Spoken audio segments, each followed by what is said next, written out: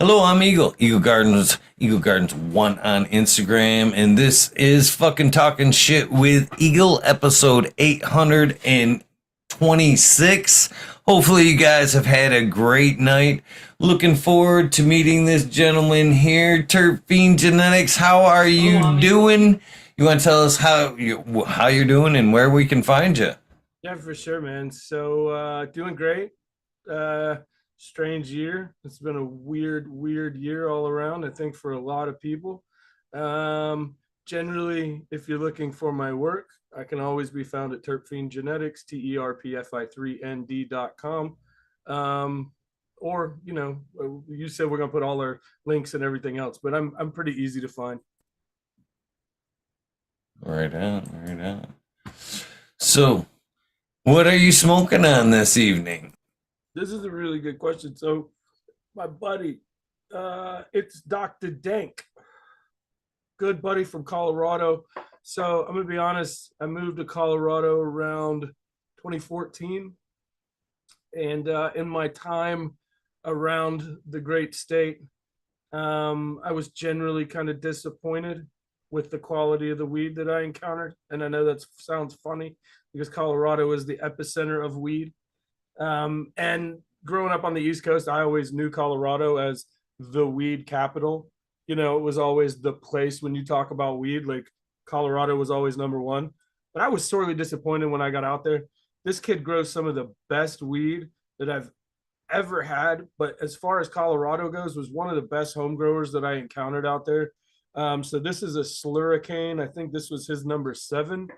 And what's funny about that is Slurricane is generally not a strain that's super impressive flavor wise. This stuff was really nice. It had a kind of a pineapple thing, but a really old school kind of funky piney thing as well.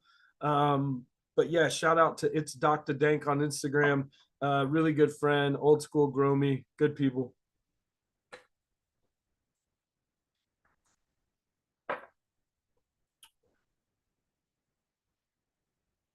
I can't hear you anymore. Might as well get this going where we usually start these stories off. When was your first time with the plant, or when was the first time you seen the plant, or when was the first time you used the plant, my friend? Great questions. So there's about 4 different stories there, I suppose. So the first encounter that I had with weed was, I would say, 95, 96-ish. Had a good buddy that, we'd go to the railroad tracks and smoke here or there. First time I smoked, like, we smoked a joint, didn't get high at all, didn't understand inhaling. The next time I smoked, his brother had a smiley face dime store bong. We did some bong rips, changed my life. Um, I colloquially like to say that cannabis saved my life, and that's really happened in more than one kind of way. Um, Smoking is definitely one way, but when I found growing changed my life in entirely different ways. And not just because it's a great thing to do and it's, enriching in all the usual ways, but it gave me purpose like I don't think I had as a young man. And at that time, it wasn't something that was as acceptable as it is today. So, for 18 years, I spent with my head down on the other side, doing what I did, teaching myself. But the first cannabis plant that I ever saw, was working at a restaurant, kind of doing busboy work, kind of on the side. And I had this guy that kind of confided in me. At the time, he was a much older cat than myself. And he's like, look, man, I got this plant that I'm growing on this wood line behind my house. And he's like, I don't know anything about weed. Will you come take a look at it and just kind of tell me, if you think it's ready, where you think it's going, how is it, how am I doing? And so I went and checked out this guy's plant, and it was probably a little 3 foot tall seedling, maybe 3 weeks into flower, maybe 2, and he was ready to pick it. He had just started to get something that looked like bud formations, and he's ready to go. He's ready. And I think what happened was the reason he was so antsy was within a week they came and they clear cut everything behind his house, and it just got leveled with everything else. And I think he picked a couple buds off of it and kind of gave up. Um, After that, the next time and for the next 16 years, if I saw weed, it was weed that I grew personally. Um, there was only a couple instances where I've seen in the black market side that I saw other people's grows, because you just, that's not something that you talk about, tell people about, it's just one of those things. And so, it happened a couple times. Like I had a buddy that knew what I was into and kind of was like, hey man, like I got this problem, will you come look at it? um which is kind of the modern equivalent of like, does this look infected, will you look at it? And yeah, I mean, it's just, eventually somebody gets a mite problem and wants to know what they can do, and you see growth. It wasn't until much later when I started working in and around large scale commercial grows that I started to see like tons of plants, other people's plants, lots of that sort of stuff. Mostly everything I'd seen before that was all my own personal stuff. Right on. You know, I like you already. I met you. I'm just meeting you, but I definitely I like what you got to say already. I'm one of the big things I'm an advocate about is actually the cultivation side of cannabis, and it being every bit of medical medicinal as the cannabis itself. I think it's equal, if not greater, than, you know what I mean. So I think that's awesome to hear it come out of your mouth, because I'm right there with you, buddy. And I'm a firm believer, and it's not, you know, as when you hit that point in your life where you're kind of getting out of high school, I had dabbled with weed in plant form in high school and kind of towards the end of high school. Um, but then once you kind of hit that point where you're kind of getting out of school, everybody's taking a long look at, what's next, who's going to college, who's doing this, who's doing that. And I joked, the only thing that I was ever really great at was growing weed and talking shit. And so there's a little bit of like, you kind of do what you know. And so, it was in the background, is what I did. Like, I didn't talk about it. It wasn't, a big topic of discussion, but it's just kind of what you do. And, I was always generally kind of known as the guy that cared about weed.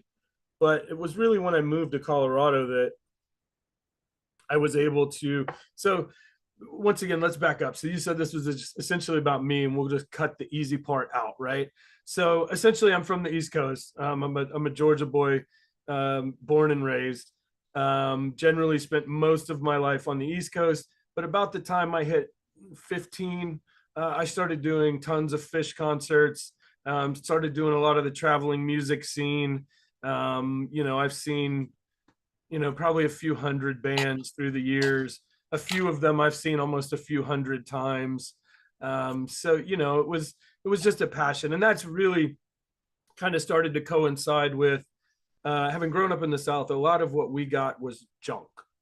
So a lot of what came up was Mexican brickweed from Florida or coming from Texas side, and it was almost all garbage. So once I started traveling and seeing music, um, I was exposed to the other side of weed. And that's where I really started to make more connections within kind of, other circles towards better quality product and better weed. And you just get exposed. I still say to this day, some of the best weed I ever had was on tour in the late 90s, was still to this day some of the dankest bud that we would get. Um, but it's a lot of that's nostalgia, right? So kind of growing up on the East Coast, did kind of the underground scene for 18 years, did my own kind of situation, and then 2014 I moved to Colorado, jumped feet first into pretty much commercial growing, commercial hash production, commercial seed production. So growing up on the East Coast, if I wanted to know how to do something, I had to teach it to myself. So generally speaking, I was an old school forum kid in that, I was on the internet very early on, probably made BHO kind of off a recipe I got off the internet for the first time around 2004.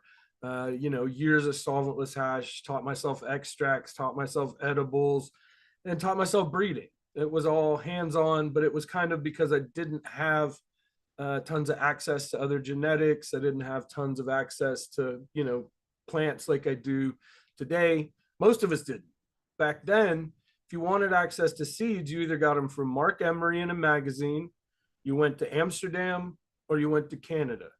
And that was about it. And maybe you traded on a forum. You know what I'm saying? There wasn't like it is today where we have hundreds of different breeders and everybody has different stuff on the internet and you can 2 clicks and you can check out. Like that wasn't a thing. So if I wanted to learn how to breed or if I wanted seeds and genetics, I either had to find them, had to bag seed, I had to breed them. And that started kind of a long passion of today. I would say the two things in cannabis that I'm the most interested in are extracts, flavors, and genetics. And it's kind of two different wings on the same bird, right? So it's like the genetic side produces new flavors, comes up with new and unique things, and then the extract side, in my opinion, preserves the best representation of those flavors, right? So I love flower. I'm an old school flower guy too. The older I get, the more I appreciate not having to inhale as much flaming plant matter. And I found hash pretty early on, and that became a big thing for me was just in that, if you do this for 20, 30 years, you get to a point where you just go, man, anything that I can do that's a little easier on my lungs, a little easier on my body, that's a good thing. Right on. So I guess we back up a little bit. You want to tell me about that first grow? What did the first grow look like there? I mean, what was the initial seeds in the dirt? You want to walk me through a little bit of the first experiences there with the plant? It's one of the worst and saddest stories that I can tell. And it's one of those where I guess it becomes the one that got away is how we start this story, right?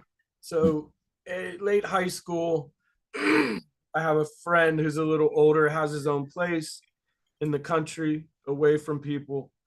And so we decide we're gonna give it a shot. The first one was just some bag seed that we had found. It was just some good weed.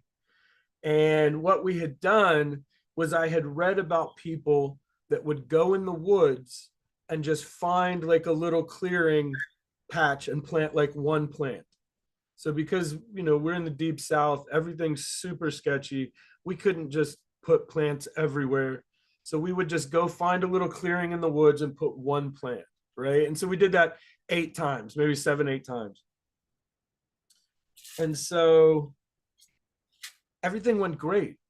I end up growing these, super long, beautiful colas. To this day, some of the biggest buds that I've ever grown in my life.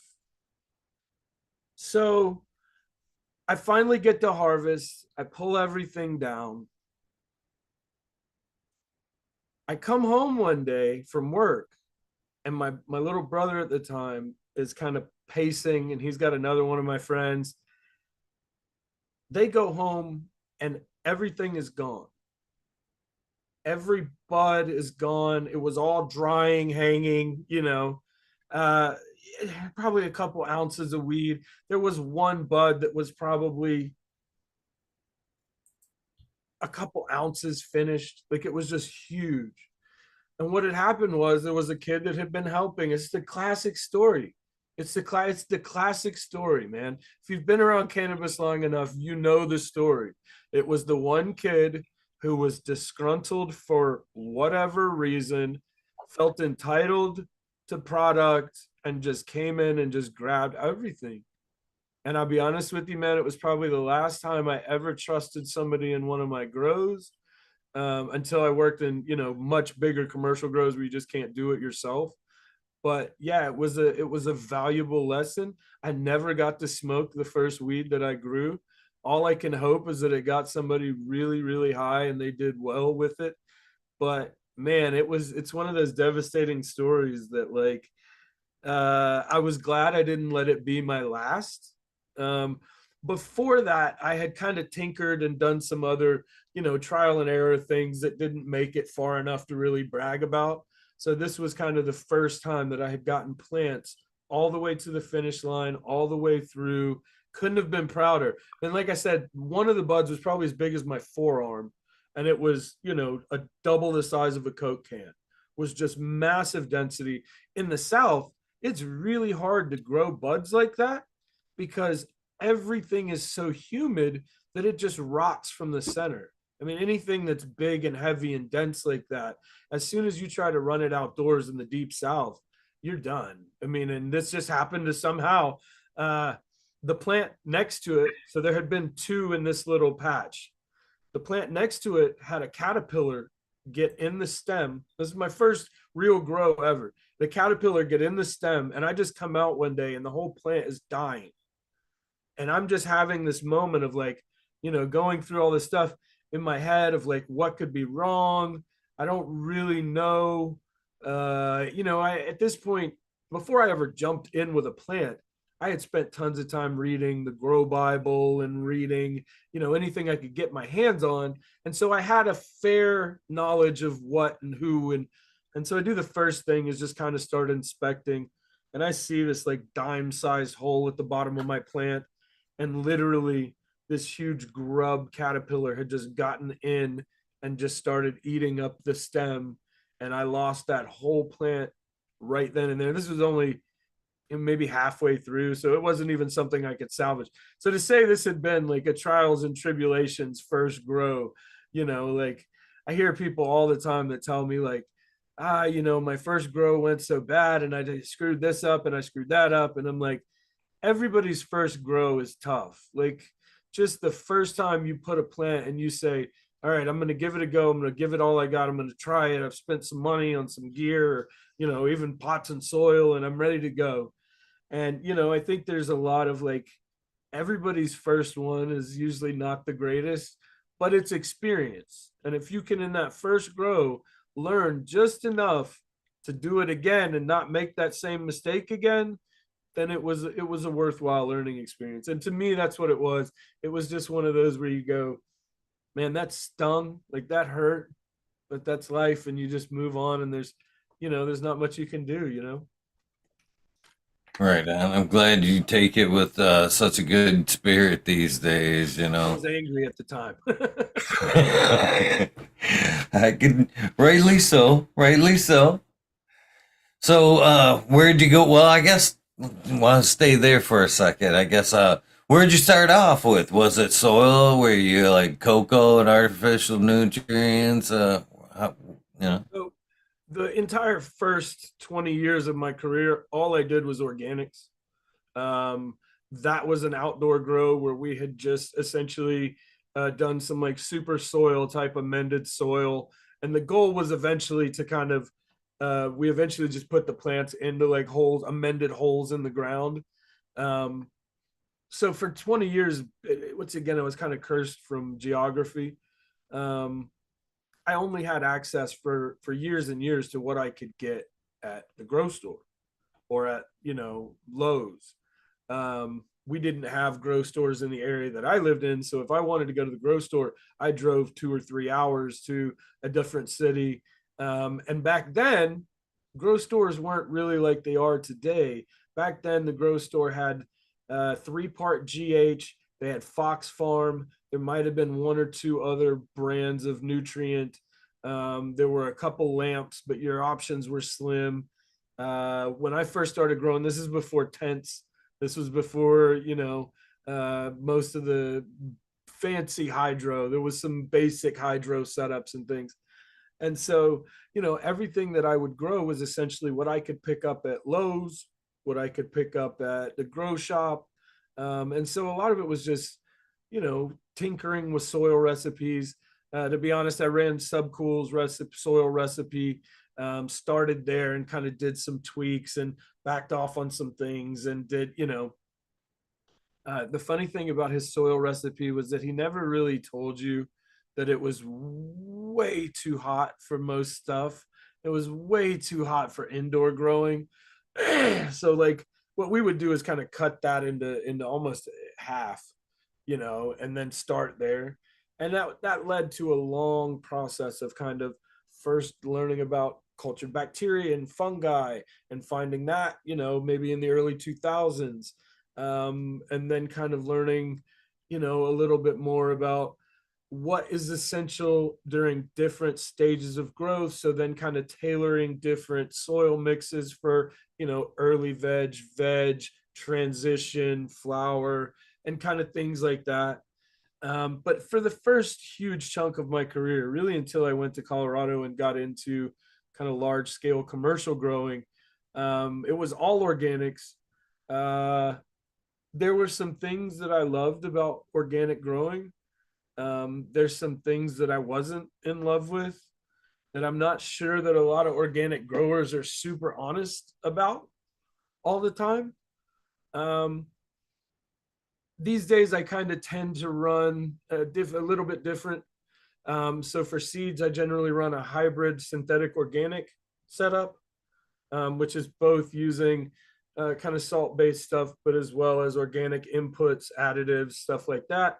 And then for smoke, I still run a lot of like organics and stuff like that. Um, it all comes down to an individual need.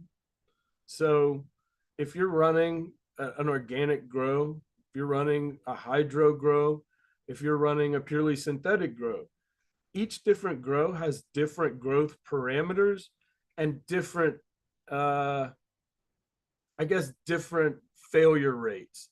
So if you're growing hydro, for instance, and you leave for the weekend and you lose a pump while you're gone, there's a good chance you just lost your room. If you're running soil and you have to leave and you got a buddy watering and he overwaters, you come back and now you've got a huge problem, you know? And so it's like each different method has great things about it.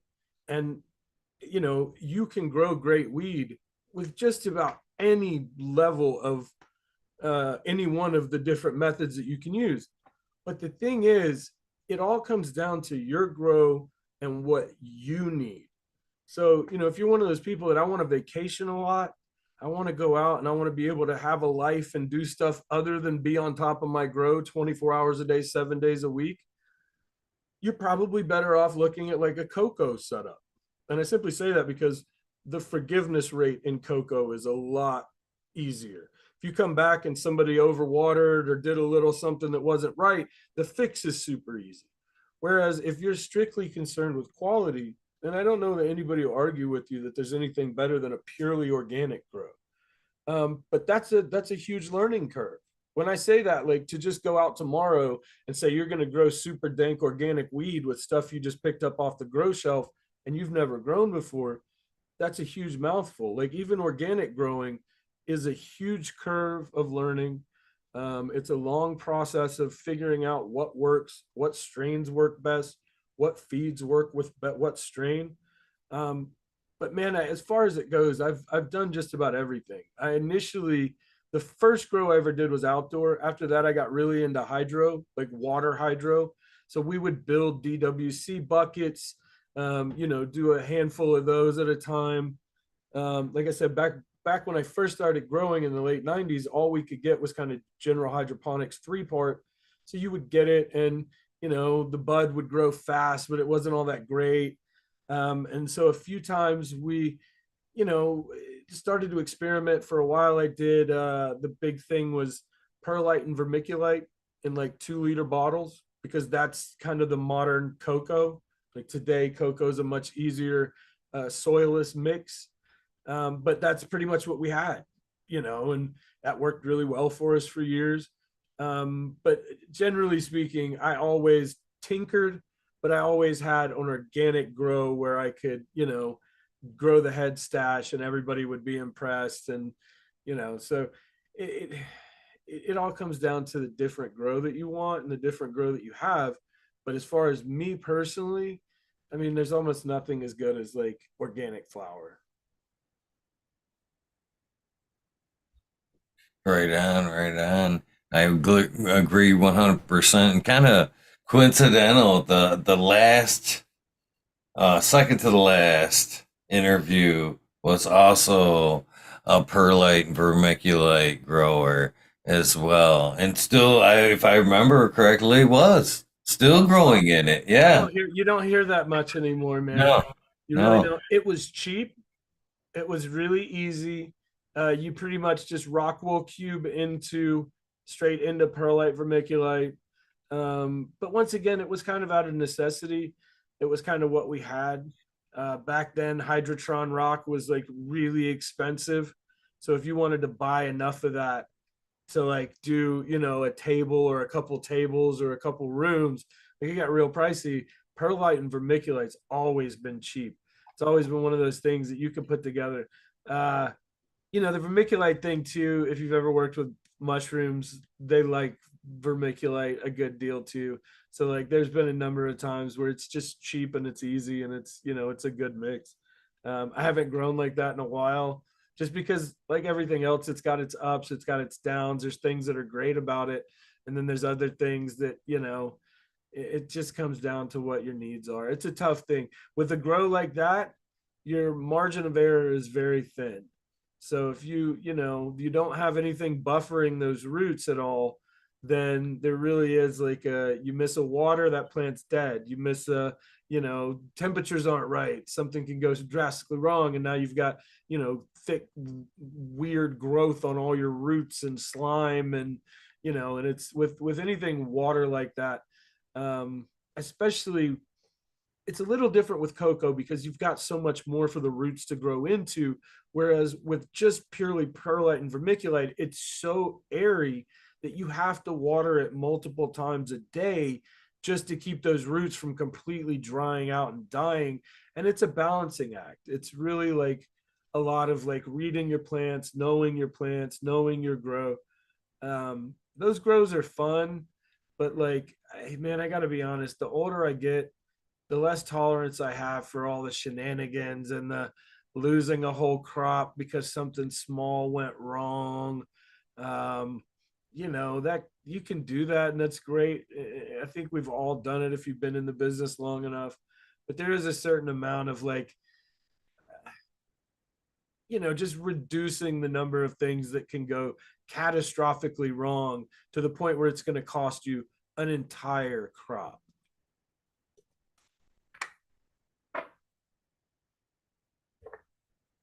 Mhm. So what led you to breeding? You know, what made you want to, go down that path? Cultivation, like you're saying, can be a handful enough to, get that down and much less kind of complicate things with breeding. So what made you want to take on that hat? So the first breeding experiments that I ever did, like I said, were pure necessity. It came from, we didn't really have access to genetics, so we just kind of, if we could get our hands on anything that was legitimate genetic wise, then it was just cross it with our favorite stuff just to make seeds. Um, that was something that I kind of did more as like a side project for a lot of years. It was something that, you know, I would occasionally trade seeds online on forums and stuff and things like that. But it was never something that was a huge staple of you know, of my growing. When I moved to Colorado, I did a little bit of everything. So my goal was A, to absorb as much as I could information wise, and was B, to really get a taste of any facet of the industry. And so you know, I've done everything from commercial hash processing, won the first ever rosin cup ever. Did, you know, commercial, lots of commercial grow edibles I've done commercially for a while. And then I hit a point where I wanted to do things that were passion for me. So like when you get into commercial growing, especially large scale, um, it's easy to lose focus of why you love what you do for the tedious nature and the scale. So when you're in a grow, we'll just say 10,000 square feet or bigger, which we kind of call 10,000 square feet of Colorado closet grow. But that's about the point where you might need a hand, right? So it's like about the point where you can't do every single thing yourself. Um, you hit a point where quality starts to suffer, in my opinion. You're not able to give every single plant the same kind of love and attention that you would. You often, because of the size of the grow, even a small problem is a huge problem because everything kind of scales up. So even if it's a small thing, now it's this massive problem that's now knocked three or four things out of line. Um, when I got into commercial growing, uh, I literally just hit a point where I just couldn't do it anymore. Like it just wasn't fun for me anymore. I wasn't loving getting up every day and dealing with plants anymore. And so I started doing my own thing. I just had been kind of doing some breeding projects, and I just kind of said, "That's it. I'm done. I'm going to focus on just breeding full time." This was about 2016, and since then, the only thing I've done other than small personal stuff is seed stuff, is seed pheno hunting. So about the time I had access to genetics for the first time, early 2000s, mid 2000s, I pretty much said I would run anything I could get my hands on. And I did for a long time. And I think a lot of that was that learning process of the first time that you have access to just genetic libraries, we all just want to go crazy. You can't pop seeds fast enough, right? So you just, anything you see, you go, I don't know what that tastes like. Let's try that. And so I did a lot of that. And I had been pheno hunting for years and years and years. As soon as I had access to seeds, I tried to run anything I could get my hands on. It didn't matter who bred it, didn't matter what it was. And that really opened a big door for me of starting to understand. I think what we now understand is terps and flavor, and how terpene modulation kind of affects cannabis in so many different ways. Back then we didn't understand that, right? Back then you were lucky if you got weed and it had a flavor. That was the best of the best, maybe the best 1% of weed that you would get for years and years and years.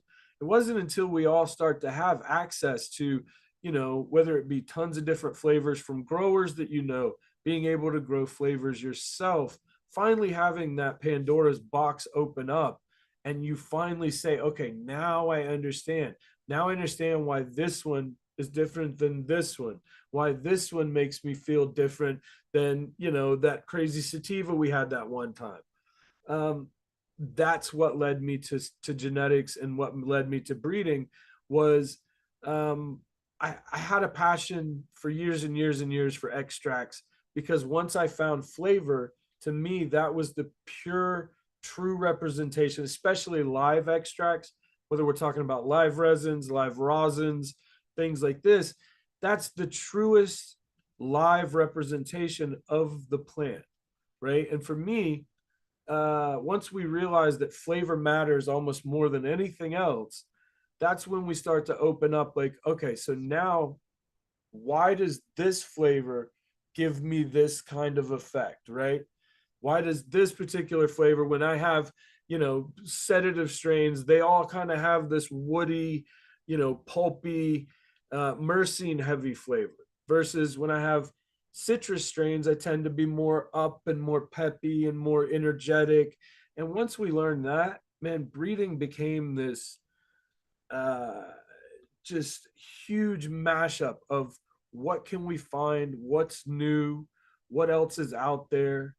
Um, I think we've seen cannabis genetics, especially in its earliest days, through kind of the late 90s and early 2000s. The goal was THC, right? So it was just the push for higher THC, higher resin.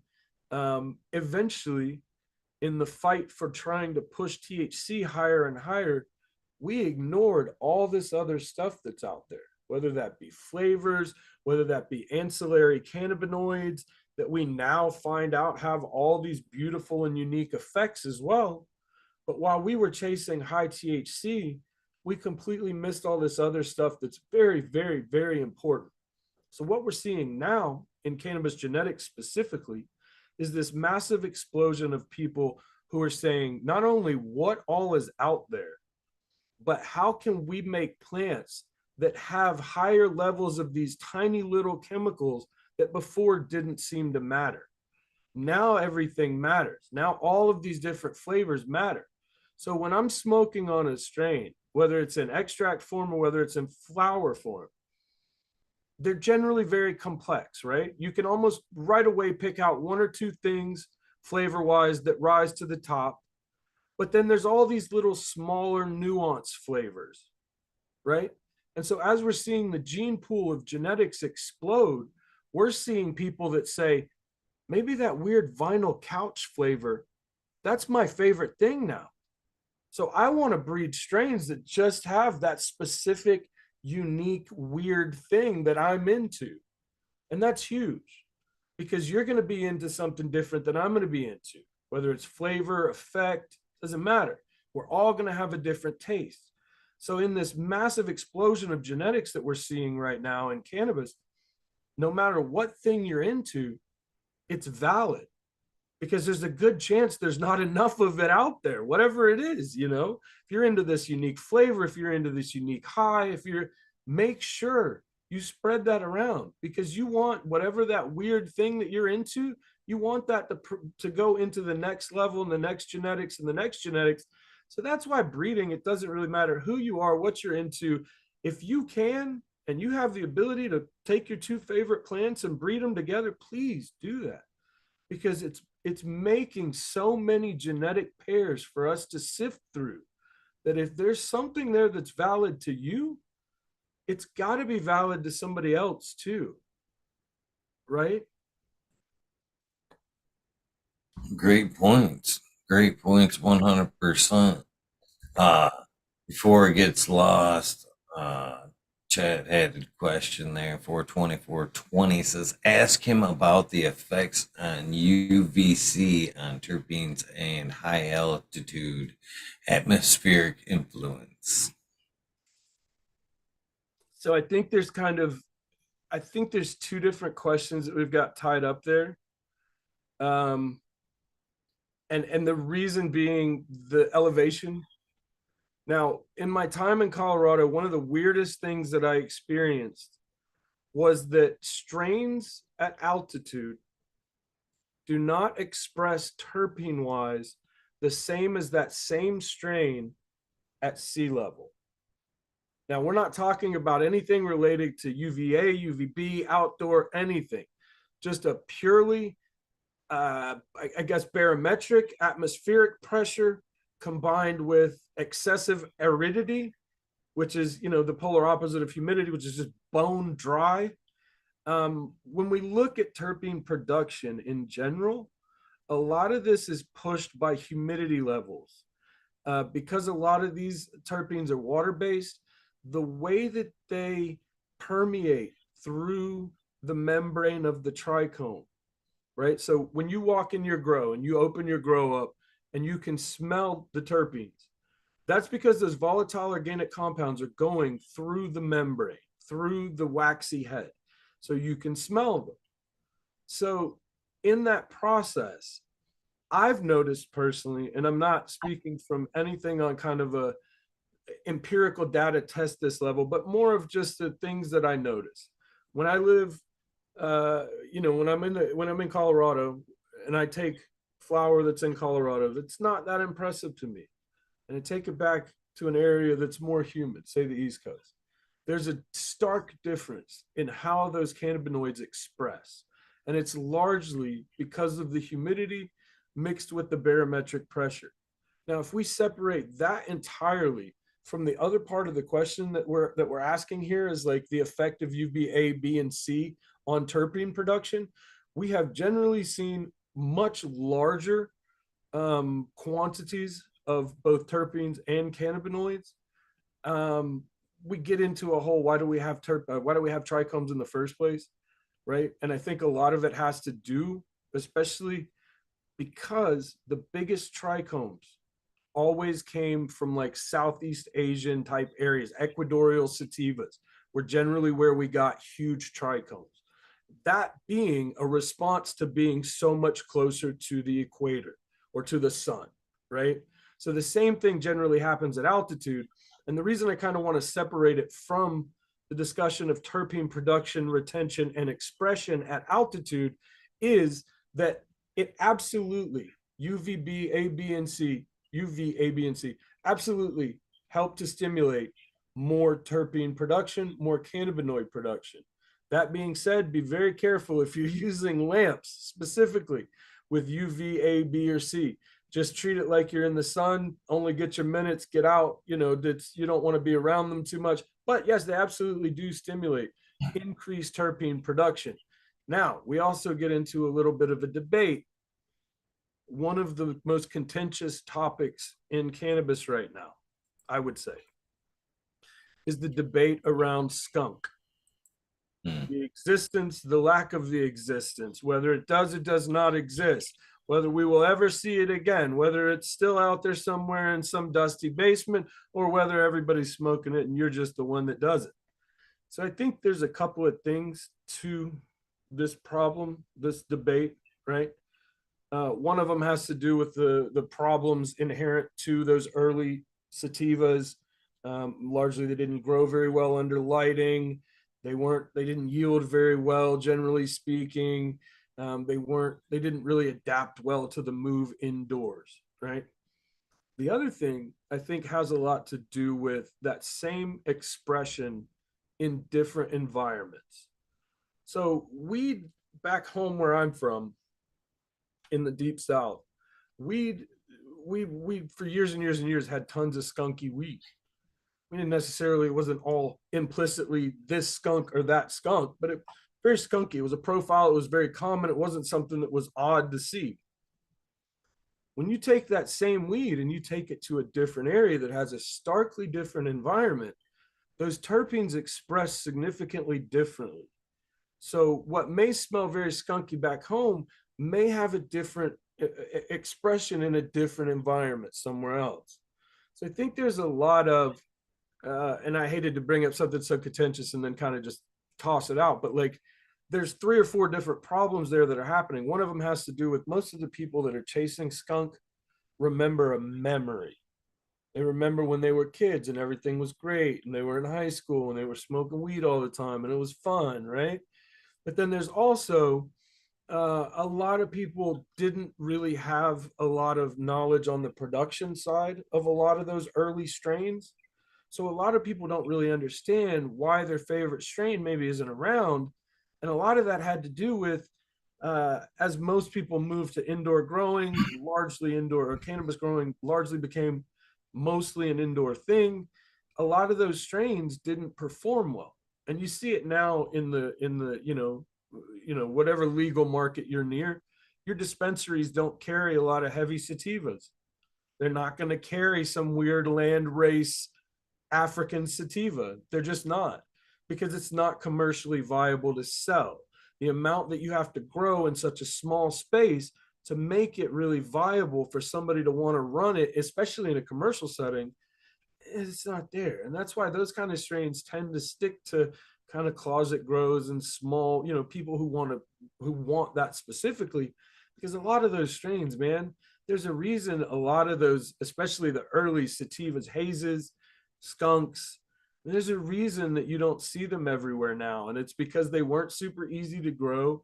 The profile now is very desirable, but the plants that they came from that you remember, that one that you remember from 1974 from the AC/DC concert that was in Portland, that specific one may not be here anymore. But there's tons of skunky weed. There's tons of other flavors out there. If you're popping seeds, you've seen skunky weed. You've seen weed that smells just like skunk's ass, and you've seen weed that smells like a dead skunk got run over, and it's out there. But it's really now a matter of, it's just not called that one skunk from 74. You have to pop seeds, you have to get out there, and you have to really try new things.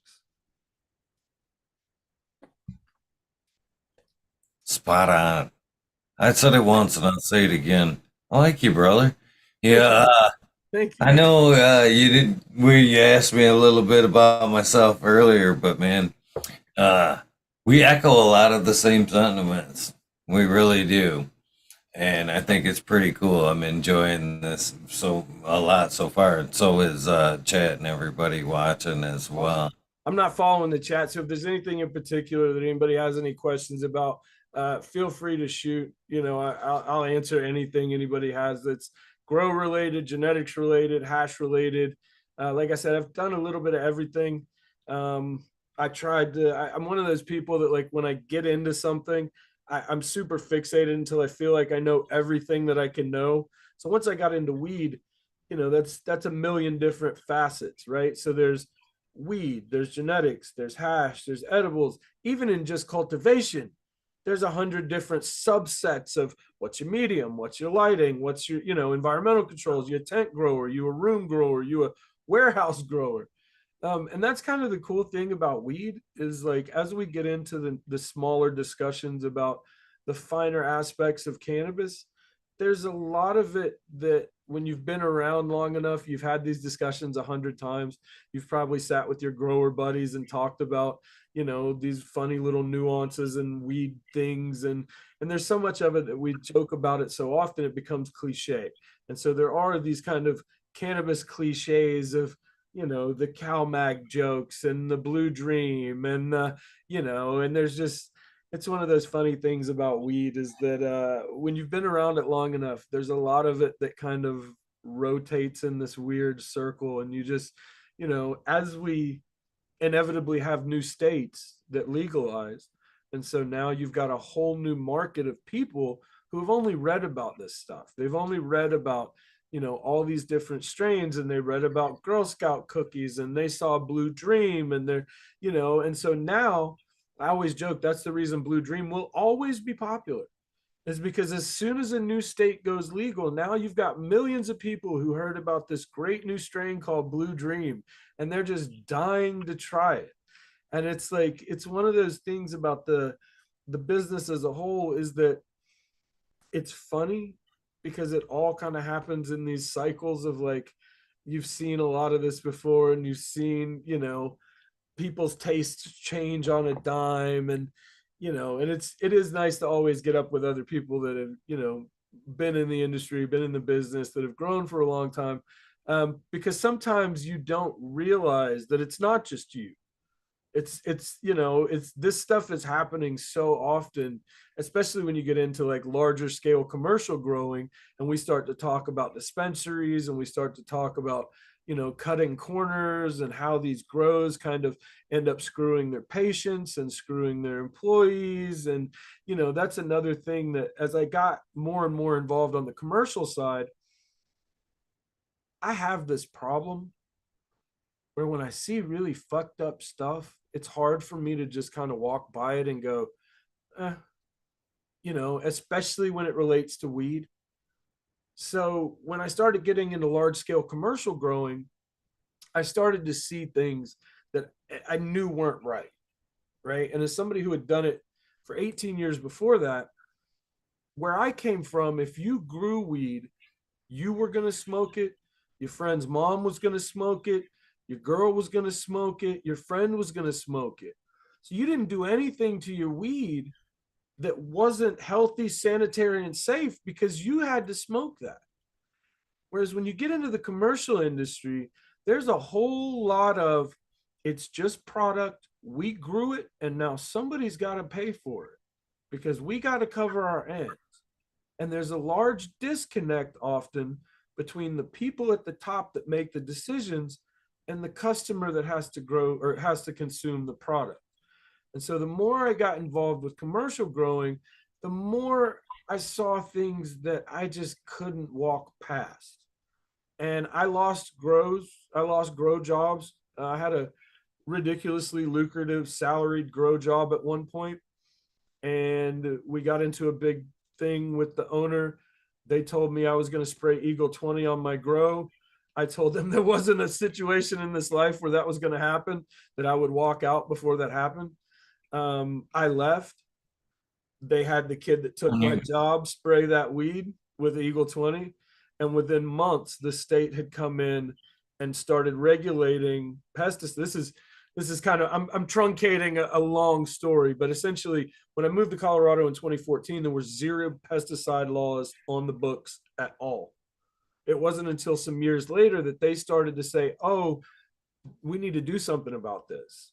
So when I moved to Colorado in 2014, every commercial grow that I went into had Eagle 20, mallet, all of the toxic pesticides that you would never, ever expose yourself to.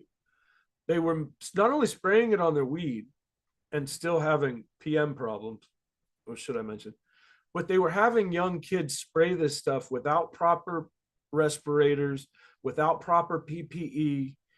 And so, like I said, the longer I worked in commercial grows, the more I saw things that to me were completely unacceptable. And it's one of those where it's like, if I can't stop this from happening, I'm not going to be a part of it. I'm going to leave. And so I met kind of a small coterie of other growers that had done the rotation of seeing the cliches and saying, I can't take that anymore. And so, you start to run into people. We all start to tell each other the horror stories. And I've heard it all. I've heard it. I mean, everything from people getting sprayed in the face with, pesticides to, putting 20-year-old kids in grows with no respirators to spray Eagle 20 to just some of the grossest, nastiest things you can imagine. And as new states go legal, they don't have the foresight to know what they don't know. So when a new state goes legal, their first concerns are always going to be, how do we get our tax money? How do we make sure we can regulate things enough that we can make sure we get all our tax money? And how do they pay us our tax money? That's it. So all of the rest of it, safety for employees, efficacy of products they're using, whether they're spraying things on your weed, none of this usually comes up until years after they go legal. So each time you see one of these new states go legal, the first thought that goes through my head is, what are these first grows looking like? Because the first ones are almost never well built. They end up being these hobbled, thrown together grows because nobody who gets those first licenses, you're usually not weed people. They're almost always people that did well in real estate. They did well in finance. They did, they have backers that are just financial. You see essentially the same corners get cut in every single legal state. And it's like I said, it becomes cliche to a point because we've all kind of sat around and joked about this. And when you get around other growers, you hear how much it happens, but it's the same situations of exploiting employees, putting employees in unsafe conditions, putting your customer, the end consumer, in unsafe conditions, not necessarily having a concern for, anybody's safety, whether it be the employees, the end consumer, the anybody in the middle. And so that was something that, as I started to get more involved with the industry, but less reliant on it, that's when I started to speak a little bit more on some of the stuff that I had seen.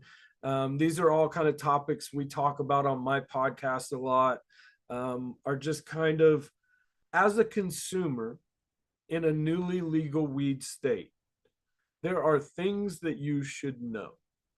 Because the first thing that goes off when you hear we just legalized is, awesome, I can buy weed now. But what you don't know is enough to hurt you. Because so many grows do things, whether it's pesticide spraying, whether it's selling people weed covered in mold, whether it's selling people weed covered in bugs. Like, there is a mentality of, especially in those early years of legalization, of, we grew it, somebody needs to pay for it because we have to cover our bills. So there's not necessarily as much of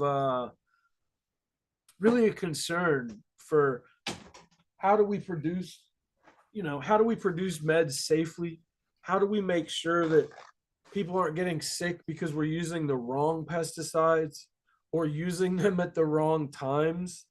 So one of the and I hate to get off on kind of relevant. One of the big things is everybody says neem. Neem is safe.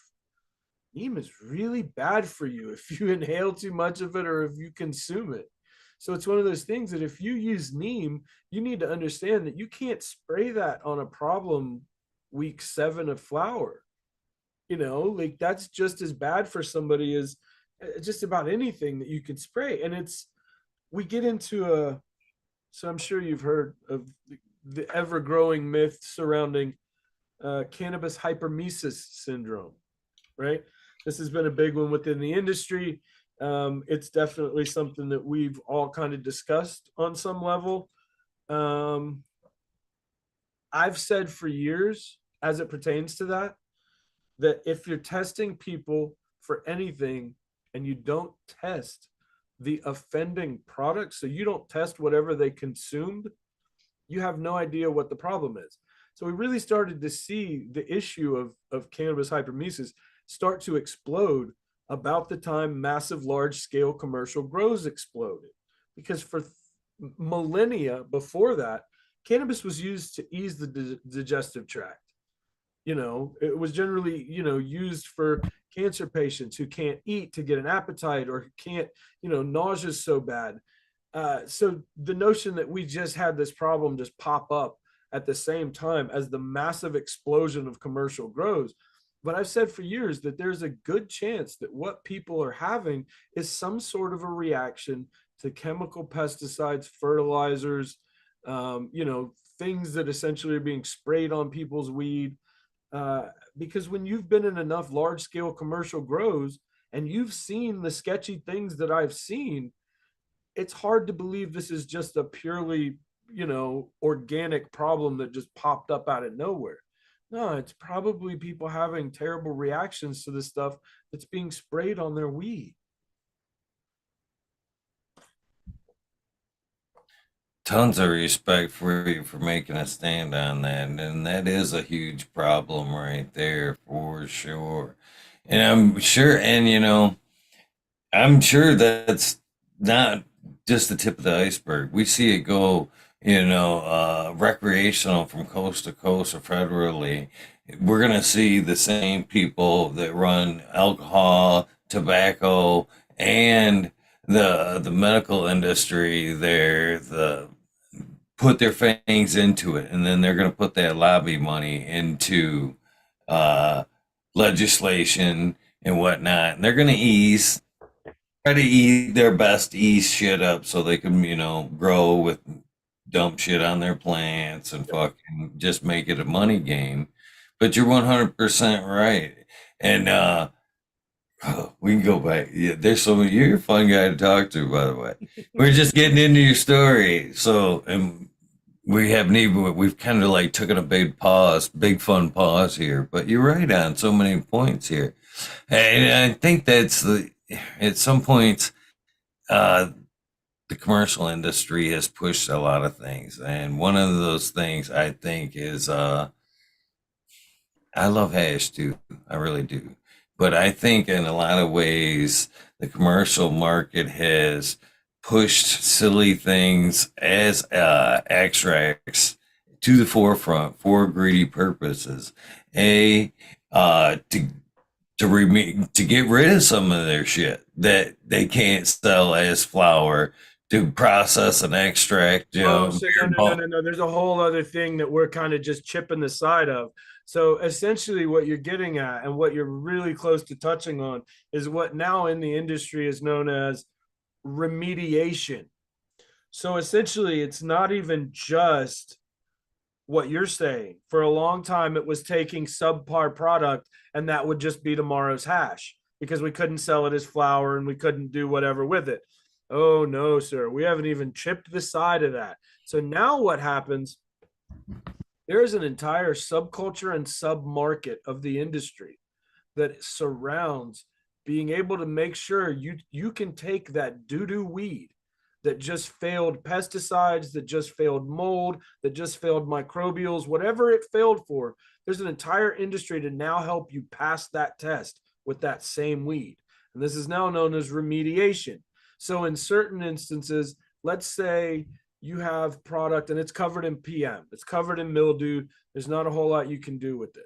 So there's a whole world now of UV lighting, of ozone situations, of all kinds of stuff that you can treat weed that has failed normal testing procedures, and you can have that weed remediated and now turned into something that can legally be sold on a shelf.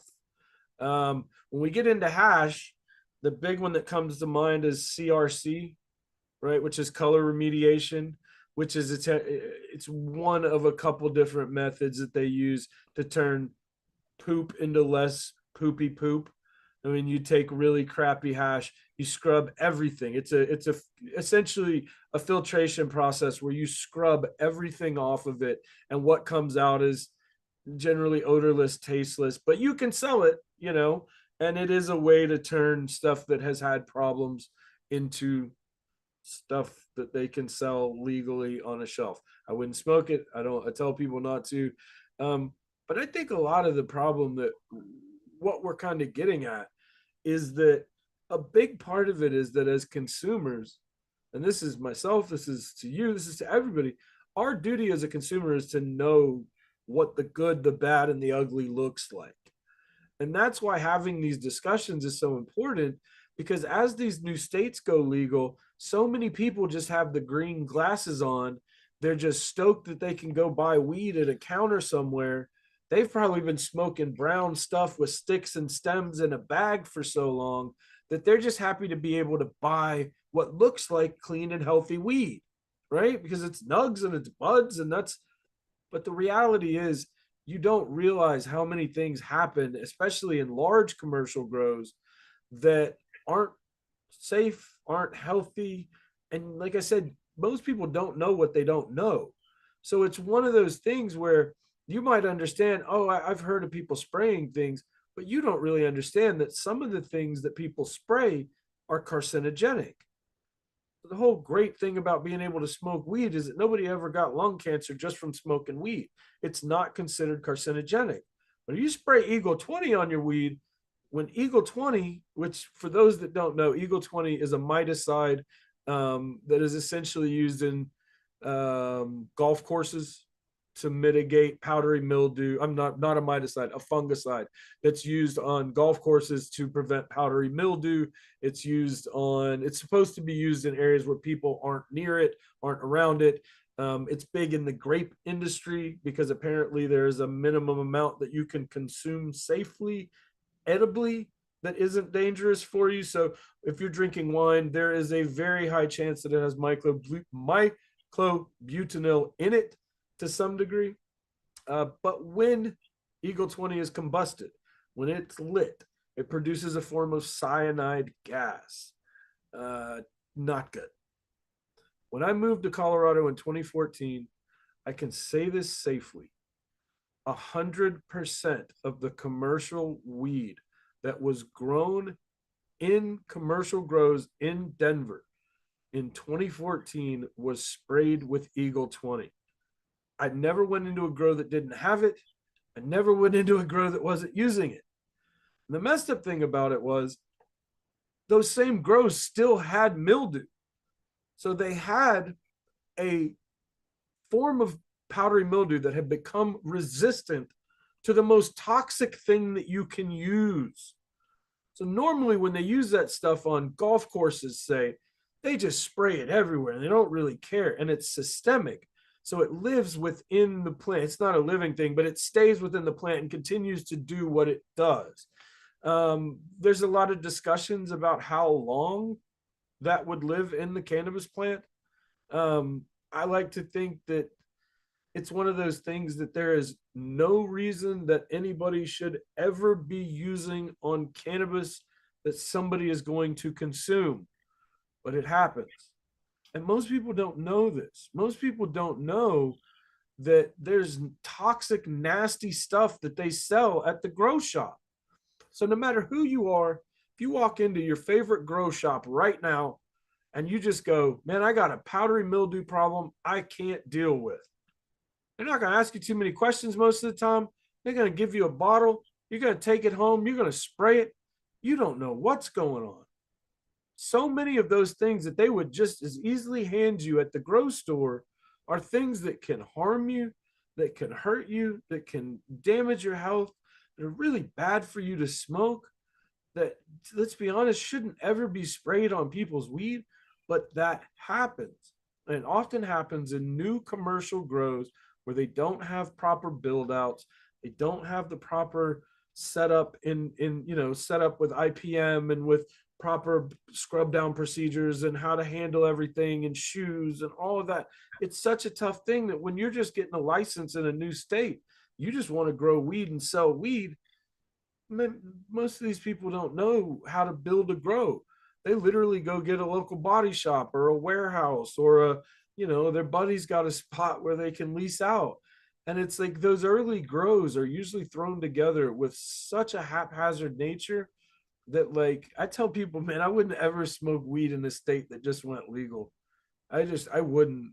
If they haven't been legal for 3 to 5 years, I'd be real sketchy about what I consume on a commercial level, right? In a dispensary grow.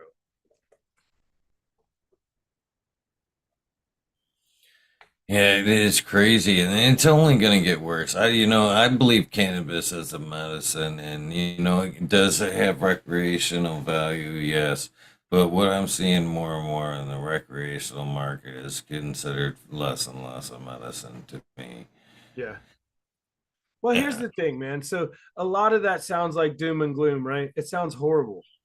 But the fact that you and I are discussing it right now, the fact that this is a conversation we're having and hopefully anybody else is listening to, means that this education and this knowledge is getting out there. And that's the beautiful thing about the 21st century and about all this connectivity and about all the internet and the it is hard for something to happen in this business now and people not hear about it. And you have so many people who work in a lot of these grows who are willing, once they're out of it, to talk about what they've seen, or people like me who have distanced themselves enough that I'm not reliant on that anymore. And I can speak freely about the things that I've seen, the things that I've seen people do, and the things that I've seen, other people say, fuck it, I don't care. Somebody else is going to consume it. It's not my problem. And when you start to get into all of this, I'm old school, like you said. Everything for me, it matters more than the crop, right? So to be good by this plant, to be an honest steward of the plant, to do right by this plant means more to me than any dollar I'm going to make.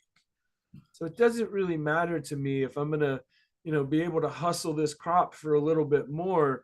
It matters to me that I A, have a reputation that I can stand by, and B, that I'm doing right by the plant. And it's really easy to get into weed and to be into weed for a year or 3 years. If you want to have longevity in this business and in the industry and around plants, you have to essentially understand that if you do right by this plant, it's going to do right by you. And there's a lot more to just being honest, to being straightforward, and to being, to do as well as you can by the plant that we produce and the people that consume it. And the problem that we see as the industry gets bigger is the disconnect between the person that makes the decision and the person that consumes the product are getting wider and wider. But as the industry gets bigger, we have Budweiser and we have 18,000 microbreweries. It's the job of us as consumers to educate, right? As growers and producers to educate consumers.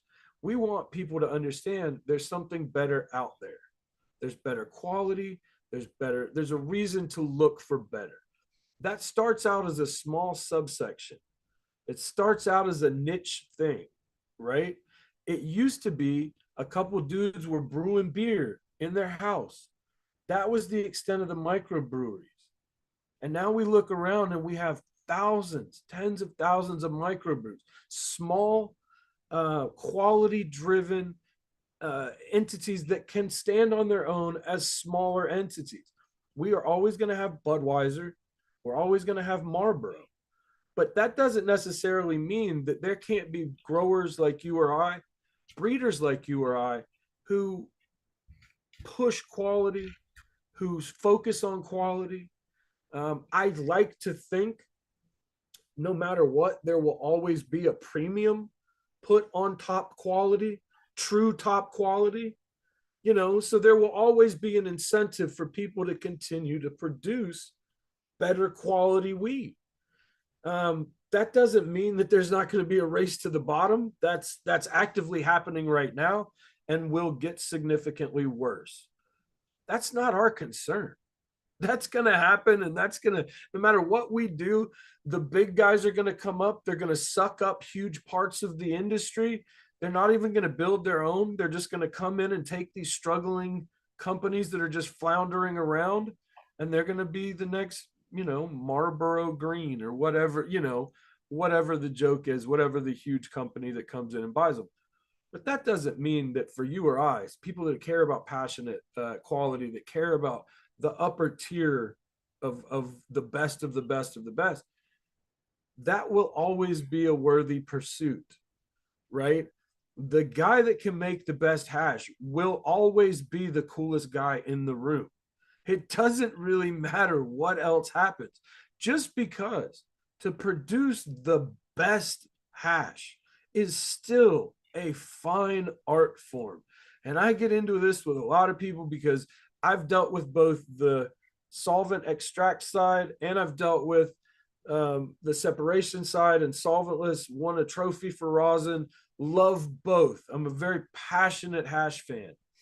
But I will say that the explosion that we're seeing amongst hash in general, kind of this a Pandora's box again that's been opened. It's the most beautiful thing that I've ever seen, because now we're starting to have this very American, very 21st century hash culture that's never existed in this country. Probably the closest thing you've seen was like the 60s and 70s. Hash became a pretty big thing, but like hash at that point was strictly something that came from another country. 99.9% of it, right? So if you got hash up until, we'll call it 2000 or so, 2001, 9/11, up until about that point, if you got hash in the US, it was a good chance it came from outside. And now the United States is probably the single largest producer of hash in the world, just because we have so many legal hash labs that can produce tons if they want, legally, easily. And that's huge. And to see that explode. So when I moved to Colorado in 2014, 15, I worked in commercial hash. The explosion that we saw from 2014 to 2017 was probably the biggest that we've ever seen in hash. Not only did we have live resin, we had rosin become a thing, but we started to see not only the commercialization of hash, but the industrialization. So now you're seeing so many of these producers where, most people started with a little glass tube or a little metal tube, and now they're running $40,000 commercial extraction units. And that's the most beautiful thing on the planet, because as a hash consumer, to see more hash and more people get into hash, man, that's awesome. But it's one of those things that's it's becoming, I don't want to say hash is an American thing, but for once, hash is something that's on the radar of people in America. Every soccer mom in this country's got a hash pin in their pocket right now. If you go to places where people traditionally weren't into hash, didn't know what hash was, they might still not know that what they're hitting in that pen is hash, but they all got one. And that's cool. That's so cool, because not only is it just the market, not only is it just the production side, but it's the entire culture, dabbing culture, the entirety of vape culture. Like, that's huge, man. And just to see it explode, to get to watch it on both the front and the back ends on a lot of ways, to get to see the commercialization and the industrialization of solventless hash, and rosin, and how that's changed so much since 2015. So I was working with a group at the time, around 2015, when I won Chalice, the first ever rosin competition. We were pressing with hair straighteners. but we were at the time one of the first groups to put rosin on sale commercially in a dispensary in Colorado. Excuse me. All with hair straighteners at the time. To see the industry go from that to now watching people washing in these massive stainless steel brand new unit, it's just unbelievable, and the industry is still growing so quickly.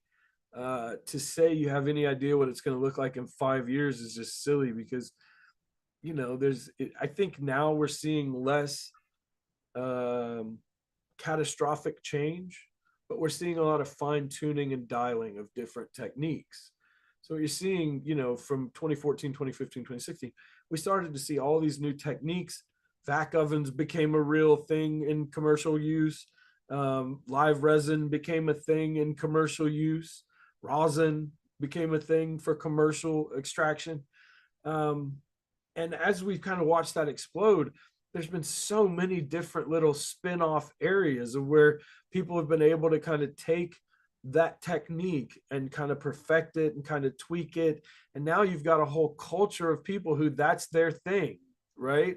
And that's kind of the coolest thing to me, is kind of all the little subcultures when you get into cannabis, because there's people that dab that don't know anything about growing weed. There's people that grow weed that don't know anything about dabbing weed or dabbing hash. And that's kind of cool, because when you start to meet people and you meet it's the same thing with strains. Everybody has a favorite thing. Everybody has a favorite way to consume. Everybody has a thing that kind of scratches their itch for whatever their need is. you know all cannabis use is medicinal. Doesn't matter what you use it for. Doesn't matter if it just got you high and got you through the afternoon. That was medicinal. So the thing that we always forget is that everything that we do for this plant, it's helping you in some way, or you wouldn't keep doing it. And that's the thing that we have to look at when we step back and say, what is my thing? What is it that stimulates me to the point where I keep doing this? What's that flavor? What's that high? What's that type for me? Once you figure that out, I think weed becomes a lot more fun, because then you start to realize all those little nuances that you looked over before. So I talk to a lot of people even older than me, and a lot of them tell me, like, weed just tastes like weed. It just tastes like weed to me. You get that from a lot of the older folks, that it was like, for years, weed did taste the same for them because it was junk. It was mostly garbage. And once you start to have access to different flavors and different things, like, you finally have this aha moment where you hit that one weed and it's like, well, that definitely didn't taste like the weed I'm used to. And it's in that split-second moment that you've just had the greatest revelation that not all weed is created equal, right? And that's for growers, for breeders, for extractors, doesn't matter what it is, having that revelation opens up the whole rest of the Pandora's box, because now you have that notion that there's something else out there. And I've been chasing that for 26 years now. As soon as I found out there was something better, there was something different, all I've done since then is try to find what else is out there, what other flavors, what other highs, like what. And that pursuit is why this plant is so amazing, because you could spend a lifetime, and I don't think I'm going to check out of here knowing any more about it than I do today on a grand scale, as far as what it has to offer and what all is out there. I've seen tens of thousands of seeds, and I've seen hundreds of thousands of plants, and it still impresses me. It's still one of those things that today I can still pop a pack of seeds and I can see something that I've never seen before. And that's cool as shit, man. Like, that's really cool, because I often say that every single grow, it doesn't matter who, where, what the variables, every grow is different. So if you change one of those small variables, well, you change a strain, you change a fan, it's a whole different grow now. So every single time you line up those growth parameters and you pop those seeds and you run, it's a new grow, which means there's always something new to learn. There's always something new to pick up. There's always something you don't know. There's almost nothing else in life like that, man. There's most everything else you can step back far enough and you can have a decent amount of perspective. But with this plant, every time I think I've figured it out, it shows me something that I go, well, I've never seen that before, and that's part of what's so cool about this genetics explosion that we're seeing right now. So I often see the term pollen chucker thrown around as a pejorative to kind of discourage people from breeding or from making seeds. Or I'm a firm believer that every seed is valuable. Every seed has a different impression of genetics, and there's something in every seed that's relevant. Whether it's relevant to you or not is different, but somebody out there will find something in that plant to love. And that's what I've had to find out. And through all my years, I've thrown so many plants in the garbage for whatever reason, because as a breeder, you have to be kind of discerning. You have to say, if it doesn't grow right, if it doesn't grow, if it doesn't, you have to be very discerning. But the more I've let plants go, the more I've seen what other people pick up on and what they think is valuable. And it's usually not what I think is valuable.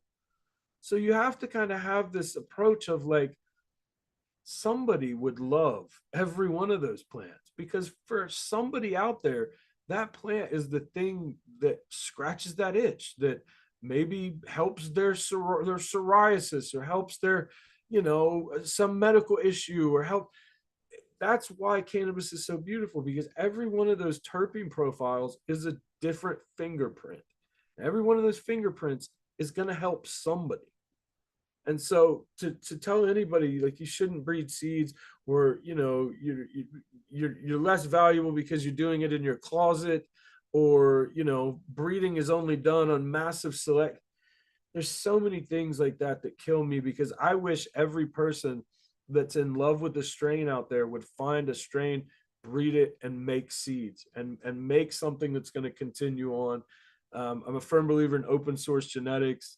So, everything that I've ever worked with, I tell anybody out there, if you want to breed with any of my strains, if you want to work with anything I've ever worked with, please do it. You don't need my permission. You don't have to ask me.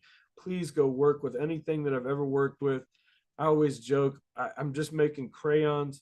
And if somebody takes one of my crayons and goes and paints a masterpiece, it's the greatest thing that could happen to me, and not necessarily for me, but for everybody. Like, to share this plant is none of us own any of it, and we all started with something that wasn't ours. So if I'm a breeder, it's impossible for me to start with only strains that I made. I have to start with stuff that came before me. So every one of us as a breeder is building on the backs and the shoulders of the people that came before us. And everybody in the future will build off the backs of the work that we're doing now. And it's all a collaborative effort. And that gets lost a lot in the commercialization of genetics, and in the commercialization of, the industry as a whole. But that's something we have to remember, man. We're all sharing a plant here, and we don't own any of it. It'll be here long, long after we're gone. And it was here long before we were here, And if we'd have never touched it, it would have done just fine on its own. So the notion that, any of us own any of this, man, I really want everybody out there to make seeds, because that means that your favorite thing, whatever that is going to make it into the next round of genetics. And if you think there's a strain from back in the day that you missed that's not around, that's going to be the strains of today if people don't make seeds with the stuff that they love, and make sure that those seeds make it into the next batch of genetics. And that doesn't mean everybody should go throw pollen in their closet and charge $600 for the seeds. What it does mean is that if there's something that you love about a plant, the best thing you could do to make sure it survives is breed it with something else.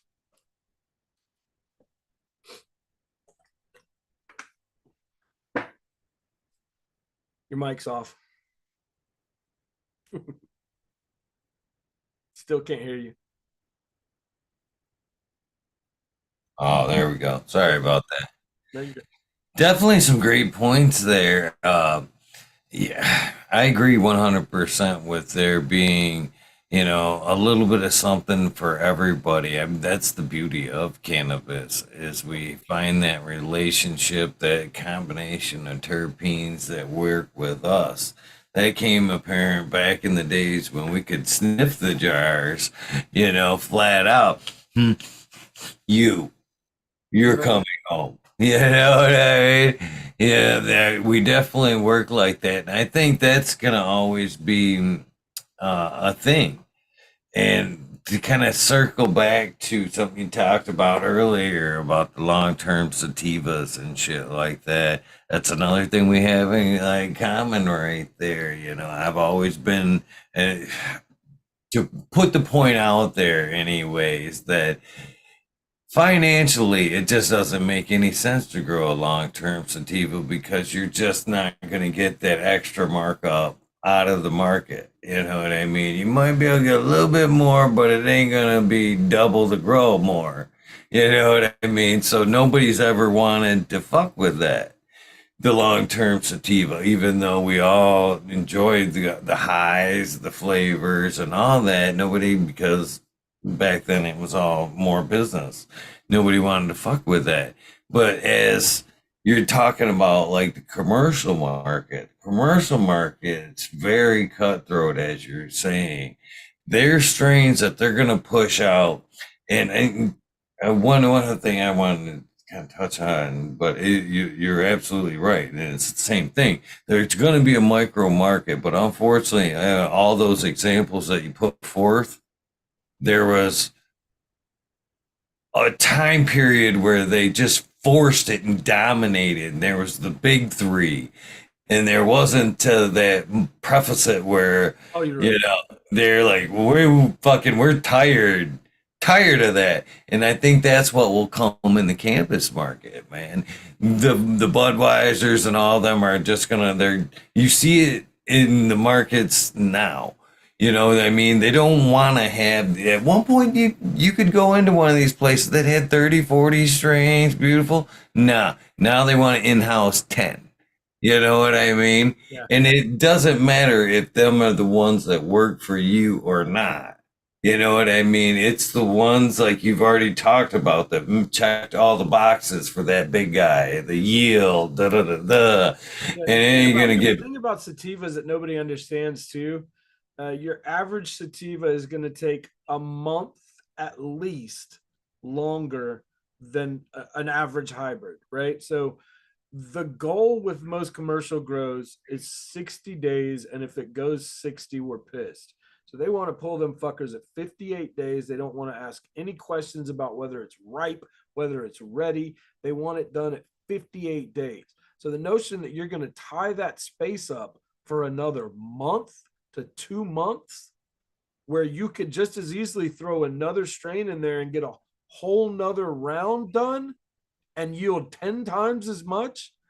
The margins, what people don't understand is that most of these commercial grows, dispensary grows particularly, are not making a ton of money.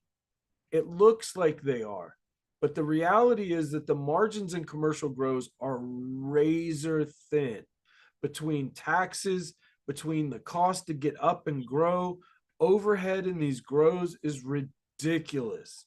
So when you see most of these grows, they have to grow as much as they possibly can, and they have to grow it as quickly as they can. And they can't have that space tied up at all for anything unless it produces X amount of money. So it goes back to that same discussion we were having about them selling you bugs, weed that has bugs on it or spray or whatever. They can't take that as a loss because their razor thin margins mean that if they take that as a loss, they don't have a profit this month. They can't pay their investors, they can't pay their bills, they can't pay. So many of these grows, it's kind of a bigger discussion.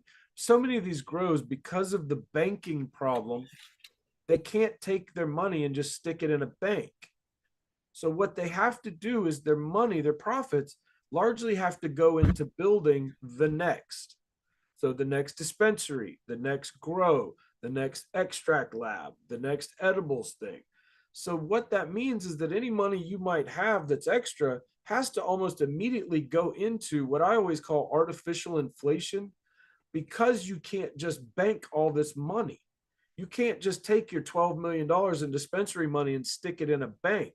The chances that bank just takes your money is very high. Or the federal government comes in and says, hey, that's a lot of money, man. We'd like to take some of that.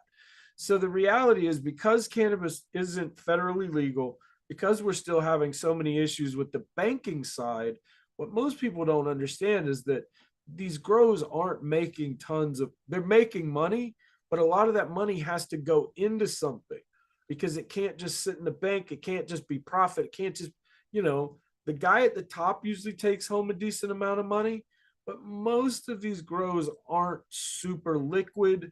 There's not just millions of dollars sitting around. They don't have a ton of investment money. A lot of what happens is it gets put into the next dispensary. We have to build another dispensary. We're going to build one 12 miles away from the one we already have. And we're essentially going to use all of our profits that we're running now on that. So that means that if something goes wrong in the grow and now you lose a room, or you want to run a strain that takes an extra month, you can't. It's not a matter of like, we want to grow X and Y strains. You can't afford it on a commercial level to run a strain for an entire extra month. That's profit. That's loss. So like, so many of these grows, when I start to get, as a breeder, when I start to get into discussions with what these grows want, they all want huge buds that yield, 30% resin, 6% in the wash, 7% in the wash. Like, it's almost unreasonable what their needs are, but just because they want the perfect strain, right? Like you said, they can't grow 50. They have to have the 10 house strains, and they have to do those. And that's because those are often the profitable strains. Those are either the high THC strains that they can market as being, high THC. When your average customer walks in, the first thing they want is what's pretty, what's 30%, what's the highest THC. Most of them don't know flavor. Most of them don't understand nuance. And that's the thing, is as kind of, that's what I think these sort of discussions are valuable for, is that if one person listens to this and says, you know what, next time I go, I'm going to try 6 or 8 different things, and I'm going to figure out what the differences in all of them are. That's it. That's all you need, to open yourself up to that, and to start to understand that there's a level of quality that's higher. There's definitely better. All weed, all hash is not produced equally. Once you start to have that realization, then you start to open your eyes and you go, when you walk into a dispensary and you start to see these things and you go, none of these have flavors listed. Why is the only thing you have listed THC percentage? Well, because that's what most people want. That's what most people that come in the dispensary, that's all they know. What's the strong? They don't even understand that THC isn't actually the strongest. The strongest weed is often going to be the one with the highest terpene percentage, especially if it's heavy mercy. So 30% THC isn't going to get you nearly as high as 20% THC, but with really high terpene levels. And that's the other thing, is that, there's a gross understanding of, most people just understand high THC gets me higher. Most people don't understand that all of those flavors, all of those different terpenes, all of those different cannabinoids all have different effects.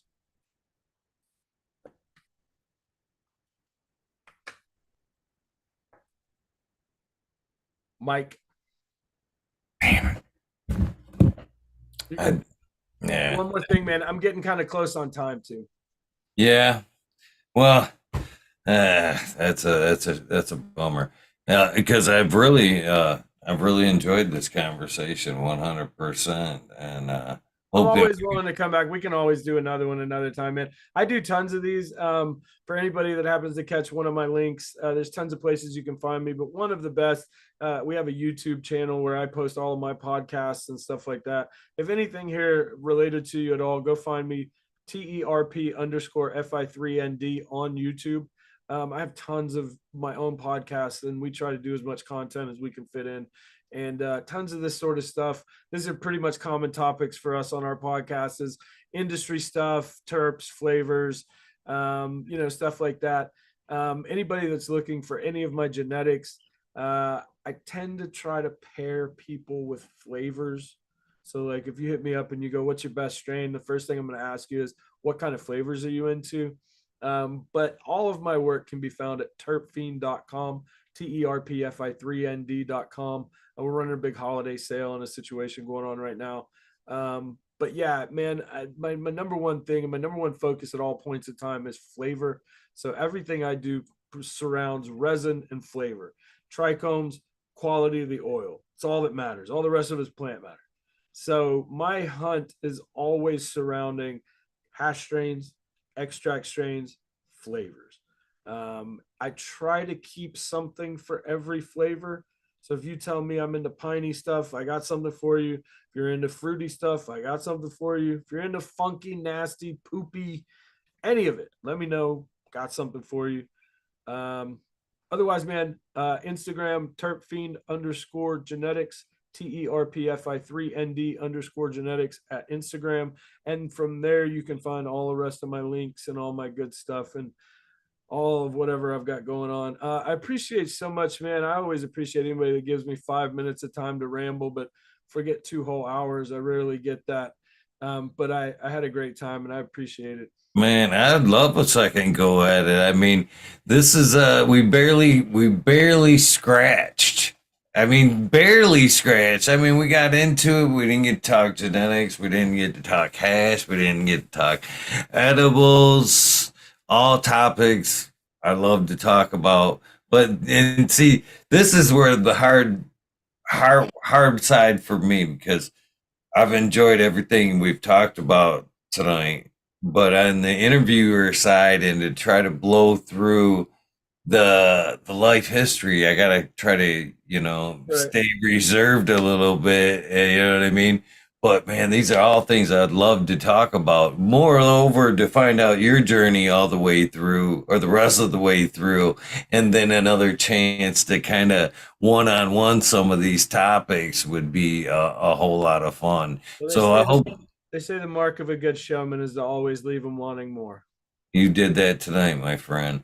A couple of things before you go. I don't know if you've had a chance to check out some of these episodes, but this is how this channel works. So, I like to do these interviewers and get the community because there is a difference between industry and community. I wanted to get the community to know some of these people we've seen on Instagram and hanging around the industry and whatnot to get to know them a little bit further. But once we get to that point, if you look on the channel, there's also other things you see like the Weed Nerd World and stuff like that. The same link I sent you tonight is always the link that I use. So anytime you'd like to come hang out, Mondays and Thursdays is what I call the Weed Nerd World, and that's open to only past guests as of tonight, 826 possibilities. So you never know what you're going to get in the Weed Nerd World, but we always love some fascinating conversation. So Monday nights, 9 o'clock, Thursday nights, 9 o'clock Eastern Standard Time. No invitation me. It's a come and go as you please type thing. But 100%, I would love to redo, a one-on-one with you. The last thing I'd like to do, get from you, my friend, is the soundbite. It's a silly little thing that I use later for commercials. Basically, what I'm looking for, my version thereof, would be, hey, this is Eagle, and I'm on fucking Talking Shit with Eagle, episode 826.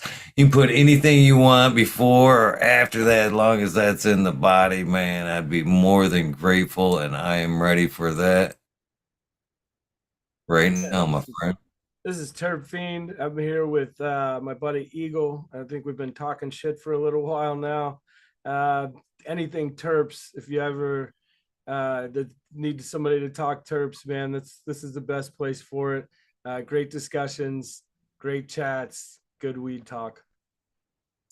Right on. Thank you, my friend, one last time.